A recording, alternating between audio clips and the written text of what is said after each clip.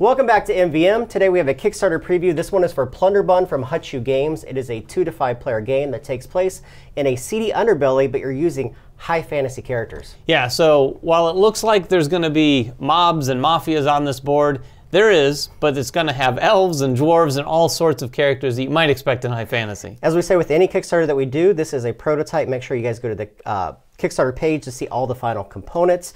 All right, so what are you guys doing? Let's first talk about the board itself. The board is broken into 4 different unique regions. Each of these regions is going to have a number of different merchants. Some of these merchants are going to be closed off at the start of the game, depending upon the number of players. Also, each one of these regions is going to have a hideaway or a hangout. This is because you're going to be pushing other players' pawns or characters into those areas when you're playing some of your cards. Also, on the outsides of each of the areas on the board, you're going to see tracks. You're going to be wanting to progress up these tracks by using very specific guild members or cards in the game to progress up them, because they're going to give you goods and benefits. We'll talk about them in order. The quality track here is going to set the demand, but it's also going to give you goods at the end of the round and allow you to do some kind of ratios on the way that you play some of the goods within the game. The price is also going to give you goods, and it's also going to be a tiebreaker depending upon some of the tokens that are interjected into the game. Yeah, on the other side of the board, you're going to have the ingenuity and the appeal. Ingenuity is going to allow you to draw more cards at the beginning of your turn.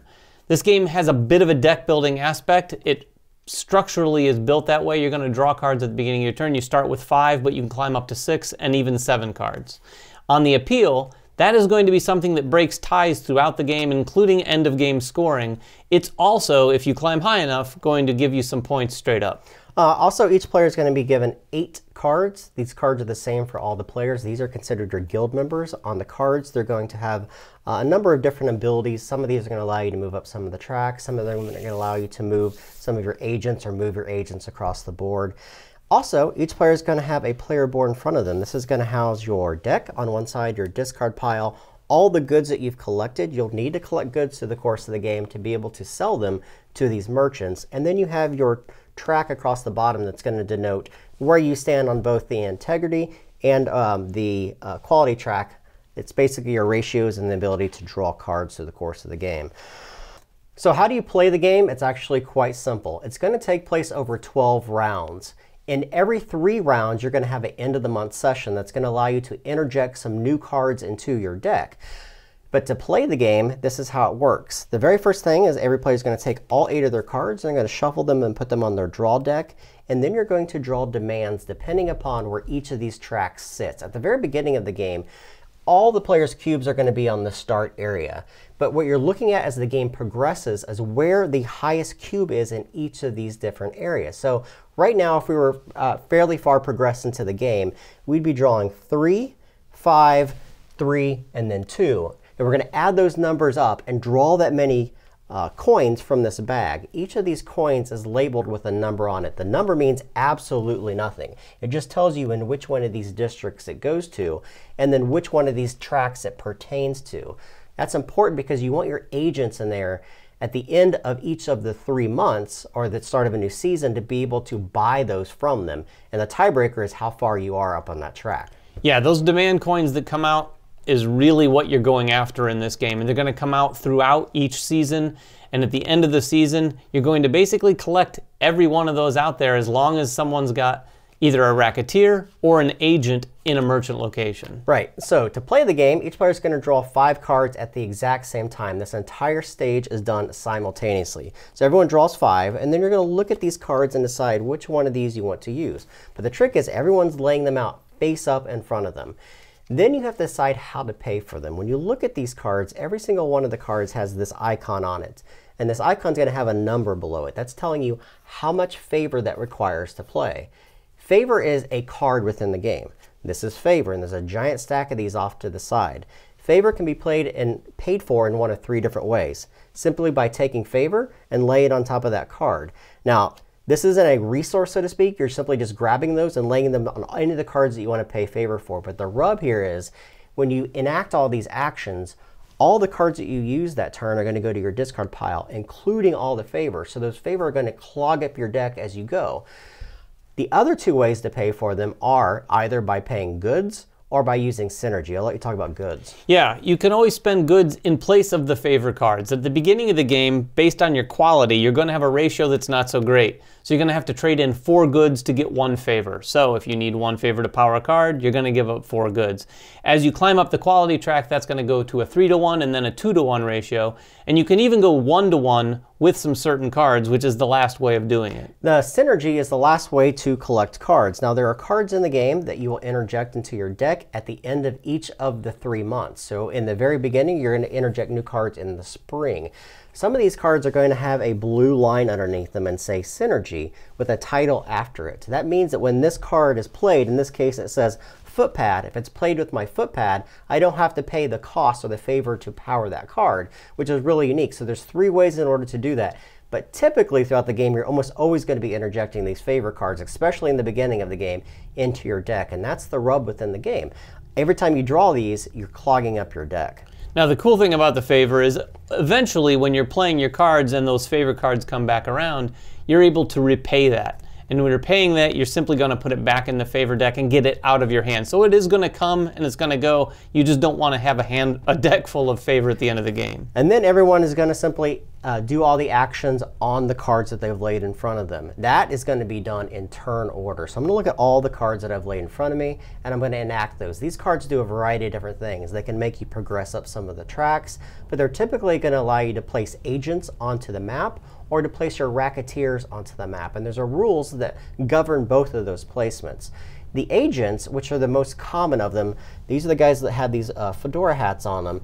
These are going to be able to interact at the end of every 3 of the months to be able to buy the goods or the coins that are in those areas if they're left, because the racketeer could steal those from them. Yeah, the racketeers are the other ones that are going to come out. They're actually going to be able to take those coins first, so there is some reason to get some racketeers out on the board. When you do that, they also are able to bump other racketeers off of spots. So you can kind of muscle your way in, literally, and move some of the other racketeers to the hideouts. And the hideouts are effectively dead spots, and you need to move off of those eventually. So timing is extremely important on when you play those cards. There may be times when you get a card and you don't want to play it, and you want to wait until future rounds until it pops back up. All right, so once all the players have gone through all their actions, you're going to then collect goods, depending upon where you are on both of these 2 tracks. You're going to look at your cube on both of these and add the goods track off to the right. So on David is playing green, he'd add 5 here, and he'd add 0 here. So he'd collect 5 of these goods and simply place them into his warehouse. Again, these goods can be used to power some of your favor actions, but they're also going to be used to actually buy the coins from the merchant. So you're going to do that for 3 rounds. And then you're going to have a round where you're actually interacting with the board and the pieces that you've placed on it. There's going to be 2 steps to this. The first step is you're going to go 1 all the way through 18, just looking at the racketeers that are in those positions. Each of the racketeers that is in one of those positions is going to take one of those coins, they're going to throw them back in the bag, and they're going to get 2 victory points. Just a straight 2 victory points. So the more racketeers you have that are in those positions, the more victory points you're going to collect. Then you're going to go through those numbers one more time, but then you're using the agents in those areas. Yeah, what's interesting is the racketeers are going to be able to take whatever they want. They're going to be the only racketeer there. There may be multiple agents of different colors there. And the way the agents work is they're going to be looking at these tracks on the sides of the boards. If I have the highest position in quality, I'm going to get all of the quality tokens if I want them. If Jeremy has the highest price on this track, he's going to get all the price tokens. So this helps define where you're going to want to place your agents, where you're going to place your racketeers, and some of the decision making when you're using your racketeers and your agents. But the most important thing to note too is you can't just take those tokens. There's 2 things you have to be aware of. Number 1, you can't be on the start position in any of these tracks according to the token that you're taking. If you are, you have to leave that token on the board.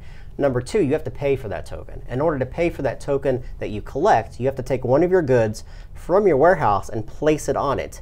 Once all this is done and all the players have gone 1 through 18, you're going to look at all the goods that you have, or all the coins that you have in front of you, and all the ones that have goods on top of them, and you're going to score 1 point for every single one of those. All those coins are going to go back into the bag, and then all those goods are going to go to the supply. And you're then going to be able to recruit new people. This is probably one of the most fun parts of the game, because you always want to interject new stuff into your deck. there's two different things you can do. Number one, you're going to have this stack of 3 unique agents that are always there for every game. However, you're also going to draw from this deck of cards X number of cards equal to the number of players plus 1, and you're going to place these face up. And this is a draft.